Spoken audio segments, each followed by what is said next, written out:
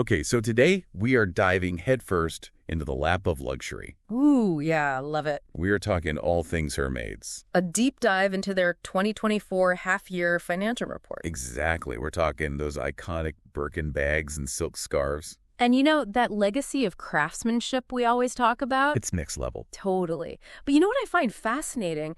How this heritage brand... Because they are killing it right now. They really are. It's not just surviving in this market, they are thriving. And it's a crazy market right now. Totally unpredictable, and they are like they wrote the book on staying timeless. Right? But still being so on point. Okay, so can we just get to the good stuff? The numbers. Yes, Hermès is crushing it. Crushing it. Their sales jumped a full 15% compared to last year. Yeah. And to put that in perspective for everyone... Please do, because I am having trouble conceptualizing. They pulled in a cool $4.5 billion. Billion with a B. Billion with a B. And don't forget the economic whatchamacallit happening right now. Uncertainties. Yes. Thank you. Okay, so we all know Hermès leather goods are always in demand. Always. Those Birkin bags especially. Everyone wants one. But their leather goods were up 19%. Yeah. Is that all about the bags? That's a good question. Or there's some other treasures in the Hermès vault we need to talk about? Well, it's a little bit of both. Okay. Obviously, those bags are a huge part of it. Huge. But don't forget about their other leather goods. True. Wallets, belts. Oh, the belts. All that equestrian-inspired stuff. So chic. Right. Ah. And people want that. They want beautiful pieces that are going to last. Buy less, buy better, right? Yeah. Okay, let's talk global reach for a sec. Okay. Everyone's been watching China. Yeah. Is luxury spending slowing down there or what? What's the verdict? Well, from what I'm seeing, Hermès is doing okay. Okay. They're still seeing growth in Asia around 7%. Which, yeah, okay, that's down from, what, 25% last year? Yeah, but you have to think about it. That was post-pandemic. Everyone was buying like crazy. They were going nuts. Total boom time. Okay, true. So going from that to a 7% growth? Still respectable? Very respectable. Yeah. And speaking of respectable Japan, Without it. 22% surge in sales. Wow. What is going on over there? I'd love to know, is it like a whole new generation discovering the brand or... Yeah. I don't know. We need answers. Yeah, unfortunately, this report doesn't give us the specifics. But whatever it is, they've tapped into something special over there. It really shows you how important it is to have a diverse market. Yes. Don't put all your Birkin baskets in one country. Love it. Speaking of baskets, though, we need to talk about their other businesses category. Okay, before we get into it, Yeah. can we just break down exactly what falls under this umbrella? Right, because it's a little vague. Very vague. Like, what even is that? So it's basically where they put their homeware, jewelry, all those everyday objects. What, like a Hermès stapler? Well, I mean, they probably have one, but we're talking more like cashmere throws, you know? Okay. Porcelain, tableware, leather toys for your very lucky children. Oh my gosh, I saw on Instagram they have those rocking horses. Yes. So like thousands of dollars. Right, see.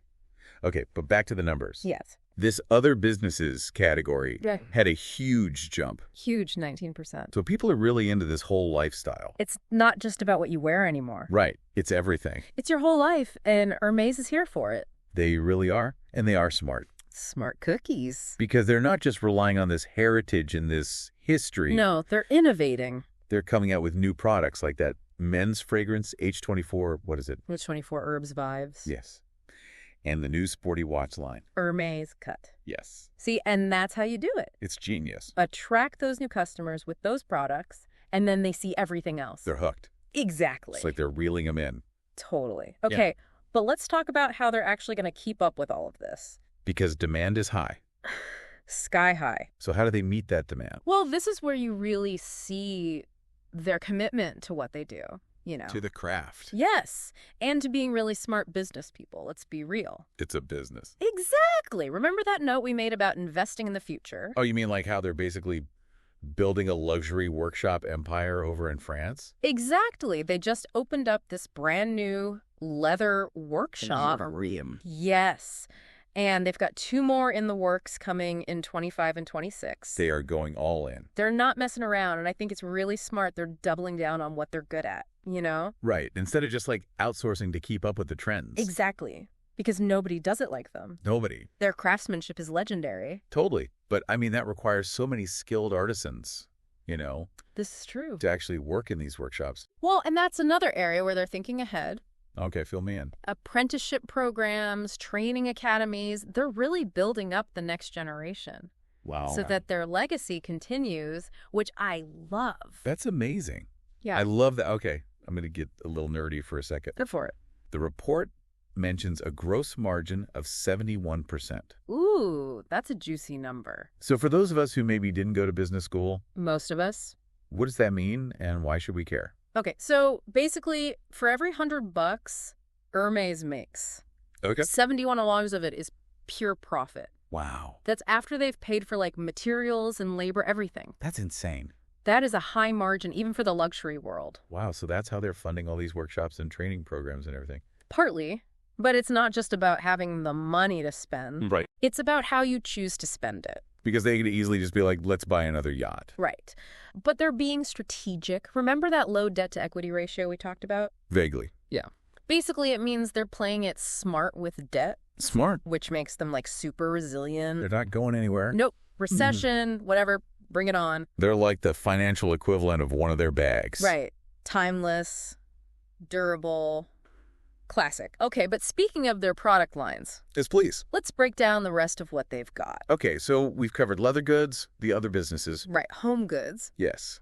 What about ready-to-wear and accessories? Ah, yes. Clothes, belts, jewelry, the works. Did those keep up with all the other successes? They did. They saw a respectable 15% growth. Not bad. And not bad at all. Especially in the fashion world, things change so fast. So fast. So that is really impressive, it seems like. That classic style with like a little modern twist. Yes. It's really working for them. It's working and it makes sense. It's like timeless elegance, but make it fashion. Exactly. Okay, but hold on.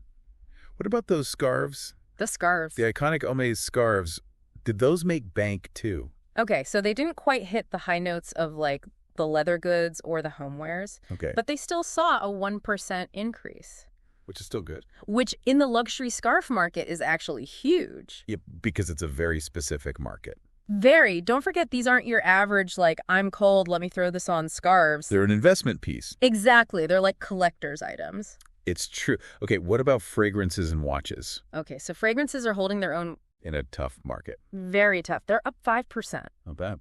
So it seems like people are vibing with their whole luxury but sustainable thing. Which I love. Yes. Like those refillable fragrance bottles. Genius. Right. And then for watches, it's kind of just steady. Like, no huge changes, but remember, they did just launch that new sporty line. The Hermès cut. Yes.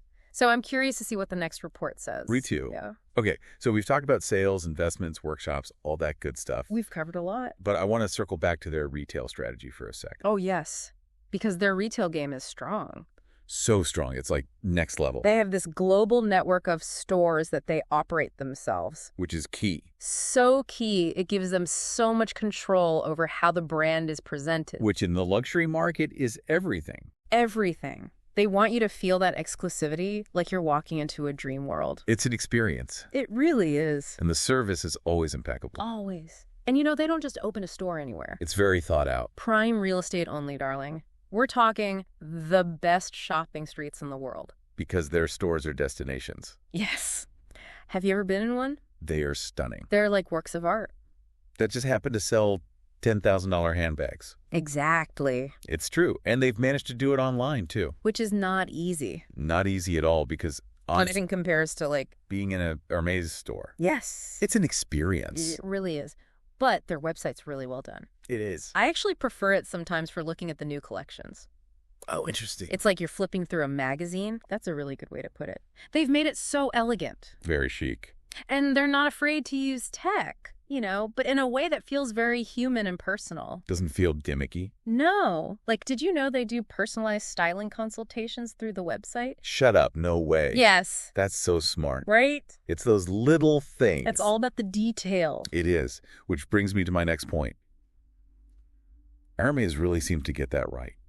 They do. They understand the assignment. Whether it's the stitching on a bag or how they greet you at the door. The way they offer you a beverage. Yes, they want it to be an experience. It's next level for sure. Next level. So after this deep dive, what stands out to you?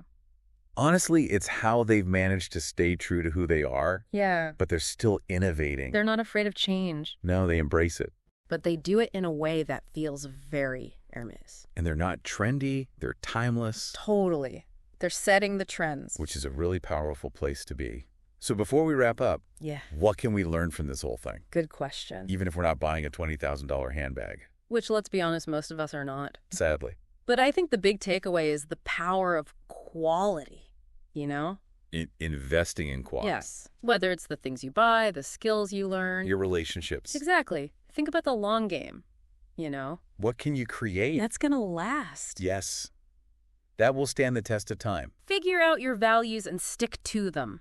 Love it. And you know what else I love? What's that? That even though we're talking luxury and heritage and all this serious stuff, It can be a little intense. Hermès doesn't take itself too seriously. No, they don't. Remember those window displays we were talking about? So whimsical. So fun. There's that playfulness there. It's inspiring. It is. Success doesn't have to be so serious, right? Exactly. It can be fun. Have a little fun with it. Well, that about wraps up our Hermès deep dive. Another one for the books. We talked about their financials. We talked about their strategy, Those workshops. their commitment to quality, all of it.